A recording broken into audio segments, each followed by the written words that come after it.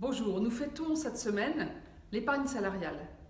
L'épargne salariale, qui est une spécificité française, est très intéressante parce qu'elle permet à la fois de partager la valeur qui est créée par l'ensemble des salariés et leur permettre donc d'augmenter leur pouvoir d'achat, de se constituer une épargne sur le long terme pour leur projet de vie.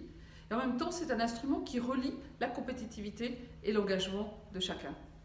Alors, c'est formidable, c'est très important en France puisque ça représente 130 milliards d'euros, mais pourtant, ça n'est pas accessible à tous. C'est pour ça qu'avec Bruno Le Maire, nous avons souhaité aller plus loin. J'ai réuni les partenaires sociaux et il a inscrit dans la loi Pacte un certain nombre de progrès très importants pour développer cette épargne salariale.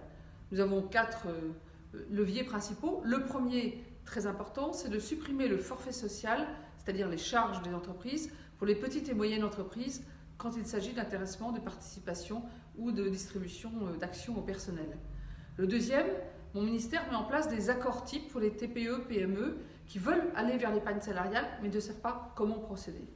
Le troisième levier, qui est cohérent avec les ordonnances pour renforcer le dialogue social, c'est que désormais il faudra un accord d'entreprise pour développer l'épargne salariale.